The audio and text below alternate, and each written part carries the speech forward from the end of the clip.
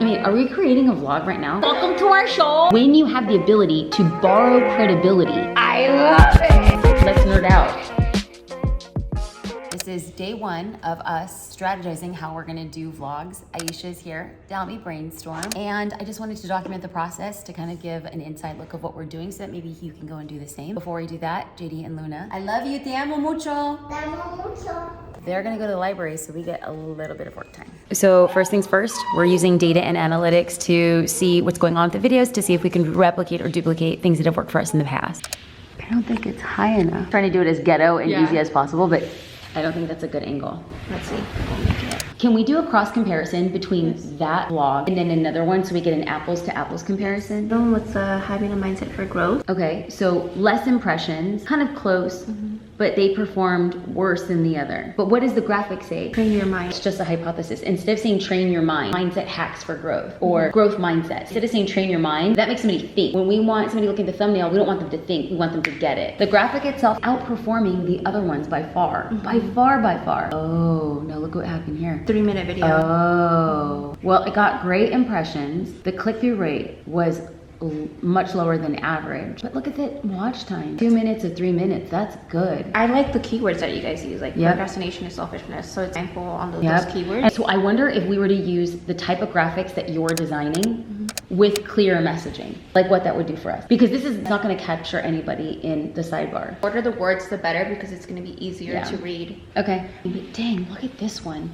This one is such low impressions, but look at that click-through rate. Should you delete your old Instagram post? Wow, that's an old video. Never mind. But it's kind of like controversial too, right? So little people saw it and so many people clicked through it. That's crazy. Okay. The view also, you didn't stick through a little bit. Okay, because look at how we did. Look at it, it's a ask me anything. Of course they didn't watch it. So this is exactly what Evan was talking to.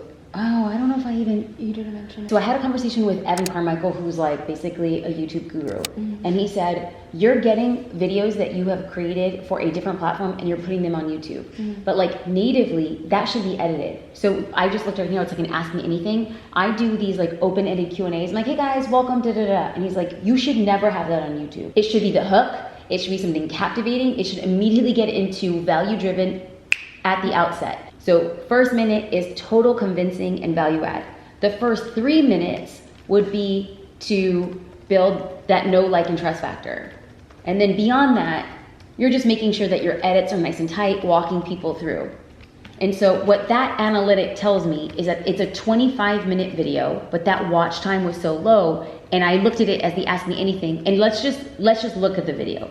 There is a good chance I didn't start with the, I mean, it's an older one, but. The ask me anything and live as we're creating this. If you could only have 3 apps on your phone, which 3 would you keep? We're gonna dive into our Q&A.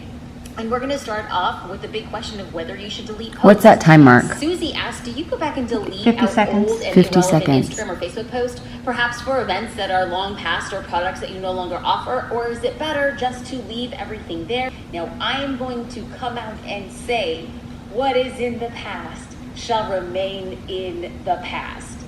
This is how I feel specifically about social media, because it's not searchable by SEO, search engine optimization.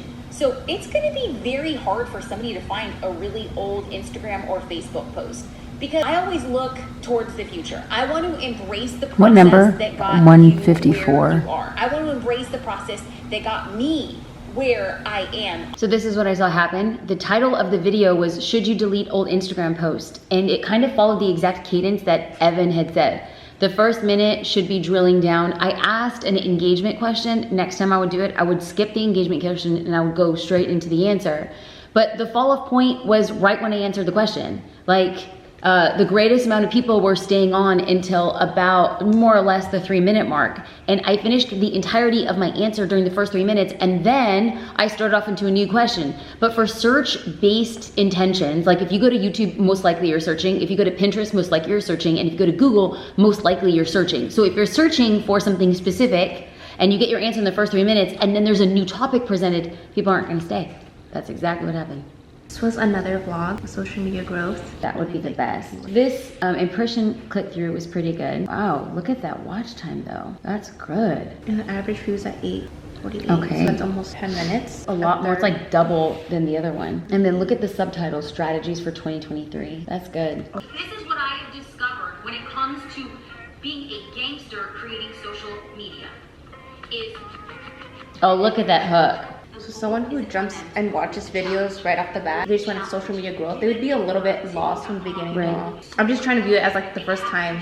so what makes Oh, that looks good. Adding text within the first minute to maintain their attention. Okay, so one of the things that we just noticed right now is, so Aisha and I are creating vlogs on a very simple camera. Sometimes we do it on our phone, sometimes we do it on a camera, and I like co-creating because sometimes I create and then I skip over key details, and so she puts herself in the shoes of the viewer.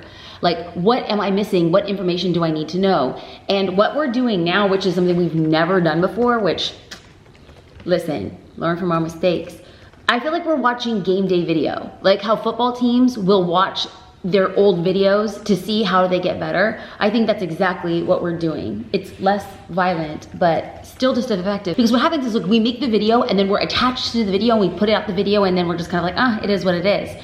And now what we're doing is we're looking at analytically. The video that we just watched, I think now is maybe 4 or 5 months old. Being 5 months later, looking back and being like, if I was a new user, am I interested? Is the hook there enough? Am I add enough value? Do I have enough context? All of this type of information is what we're looking at because the video is now 5 months old. And now we're saying, hey, text in the first 3 minutes to articulate keywords or takeaways was good. Having a very strong hook. We had a strong hook to begin with. And then we kind of did a really cool element of mixing the topic of what the video was in real life mechanisms. And so I had said, like the best strategies for selling on social in 2023. And then what I did was, and I didn't even know I was doing it at the time, but I'm like, I need to do an Instagram story real quick. I did the Instagram story, and then that parlayed into the strategies for selling. So it was like we had like almost like B-roll or lifestyle shots doing the thing I was going to teach before I taught it. I thought that was pretty interesting. So now what we're gonna do is we're gonna go off to, for this particular video, drop off point, because there's the average view duration, see what was happening. So here's the thing about average view duration. The totality of this video is 25 minutes. Average view would be the average. There are some people who are watching all 25, there are some people who are watching 30 seconds. The average is gonna be around minute 9. And so we wanna go back to minute 9 and kind of see what was happening at minute 9, although that's not where the vast majority of people dropped off. That's the average of it, but we still want to know what was happening around that point. this is the gonna do it crowd. And so what happens is when they save that 3 tips for the one day they're gonna do it, it's an indication to the algorithm that they're finding your content really amazing. And when they make a comment, like, save, or when they share it to their stories, or when they tag a friend, all of that is an indication to the algorithm that this person is saying, I want to see more from Andy's profile. All of this is good. That was like, so I had said they want to see more from Andy's profile. That kind of like, I feel like that satiated somebody. They got the answers that they were looking for, and to go another, like 14 minutes, maybe they're just like, I got what I needed. Do you think that we need to ask questions to kind of keep them watching throughout the video? Because I know for this, oh my god, I love that idea. At the very end, and oh my god, I love that idea. Oh my god, I love that idea. Let's go down with a thing we're going to test. Now, everything is always a test. What we want to do is elongate the watch time on YouTube. But what I've realized is, in case you haven't noticed so far, I kind of have a stream of consciousness. I could talk for a long time about a particular topic. I'm a nerd. So what I need to do to get people to stay with us is to ask a question. And so what I was doing was I was presenting all of this information and then asking questions at the end. What I think would be the most powerful would be to ask the questions in order to keep the viewer with us, keep them tracking with us, and then let them know by asking the question, the answer will reveal itself in the duration of that video. Hey, what do you think about this? Where are you stuck? As a point of conversation in the video, I think that'd be great, but I don't know if I'm there yet. I don't know if my brain thinks that. So what I should do is I think I should record like 3 or 4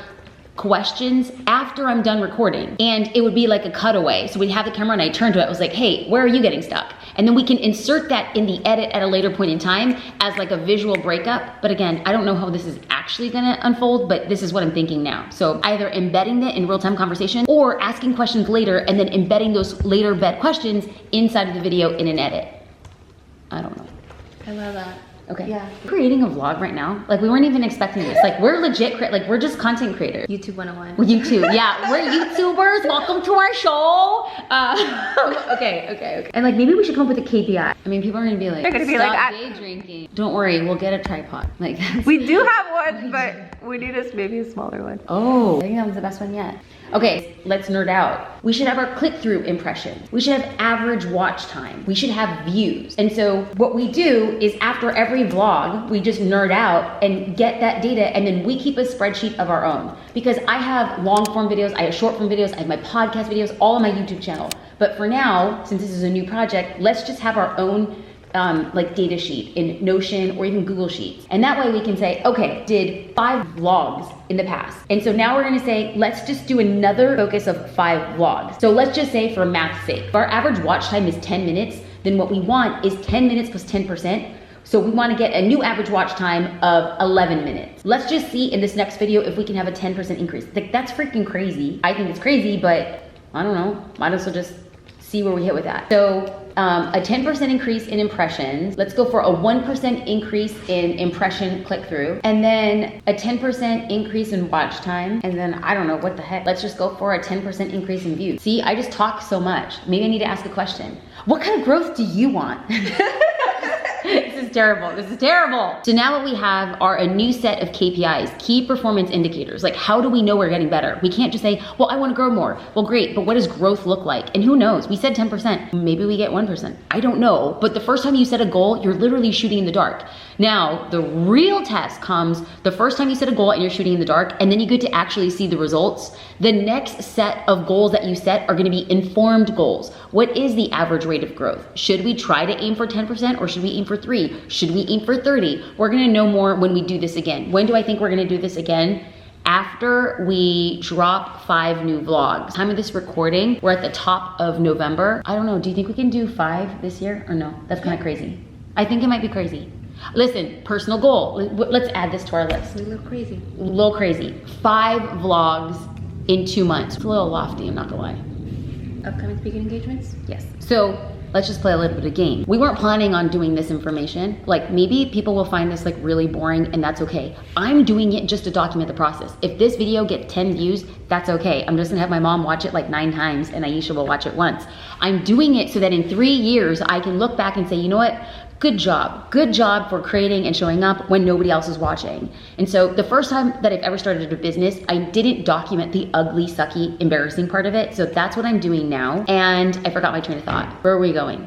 Oh, Vlog. Oh, let's just say we weren't planning on making this a vlog, but we're making this a vlog. So that's vlog number 1. Vlog number 2 is this week. I am going to Las Vegas we should document this. Because if we miss the mark, I want people to know where we missed the mark. I'm going to Las Vegas this week for a mastermind. I'm going to be speaking in Los Angeles in December at Brendan Burchard event. I'm gonna be turning my office, my at-home office, into a video recording studio. That's just fancy for I'm gonna put a camera in there so I can talk to the camera and create a relationship with people, because that's what I really wanna do. I just wanna create relationships with people. Anything that video is unparalleled. That is already 4 vlogs. The 5th vlog will be, maybe we do another in-person event, or do you think that'll be boring? In-person event? Yeah. I think that'd be interesting to watch. We don't really have that many. It's mainly like keynote. Because I have 2 events in December. One is in Los Angeles and one is in Orange County. I definitely want you at the Los Angeles one. I wasn't planning on vlogging the Orange County one. Why? Why wasn't I planning on vlogging it? Okay, because your girl is cheap. Here's why. I am hiring a videographer to come with me to the Orange County speaking event, but the Los Angeles speaking event, they already have a videographer, and I asked if I would be able to get the video content so I could repurpose it on my channels, and they said yes. So I don't need to pay for a videographer, but I'm paying to have Aisha come with me and do like candid behind the scenes vlog style. The Orange County event, does it seem like I would be a diva to bring in a videographer and a vlogger? Like, they're just being like, are you trying to be like a Latina Kardashian, but Wait, like a have they- Kardashian? Like you're not even like, I mean, who am I? Like, does that look like very ego? You can be No, honest. it's more like that's just who you are at this time. Okay, the jury's out. We're gonna do 5. Now we have a plan for 4. We're gonna do 4, but we're gonna push ourselves to 5. It will either be Aisha coming with me to the Orange County event, or something else will pop up. I want you to come over when we do the setup for my home office video setup. And then the other one would be Coasters. oh yeah. Then the other one would be this one, like just documenting the YouTube growth. Oh my God, where have you been? I mean, it's looking good. I know. I mean, it's looking good. These poor people. Listen, thank you for getting to this point of our vlog. If you've watched it at this point and you've seen how many transitions we've gone through, the next one we're gonna up our game and we're gonna get a small little tripod so we look legit. The office studio, is that going to be December 2? No, that will be this month. The goal would be to create vlogs on my own. Insta. I don't know. I think that sometimes I feel very open and exposed Okay. to talking about stuff. Do you want this recording or not recording? Yeah, because we can record it, and if we want to use it, we can. Okay. But I think I feel a little bit uncomfortable or worried about making the vlog make me look or feel like more important than is reality. So, case in point, there's a group of people who mastermind together. It's self-driven. They all put in a certain amount of money, and then what they do with that money is they hire a speaker to come in. So most of these speakers have these massive day rates to come and speak. So large conferences will go and have the speaker speak to the keynote room. But this very small, smart group said, well, if we all put in a high value and pay this speaker their normal speaking fee, they'll come and speak to us for 2 or 3 hours. So they got together, they put in their money, they've been together for a year. This is the last event of the year. And they had said, oh, we should have Amy Porterfield and Jasmine come to our last one because Layla Hormozi's gonna speak.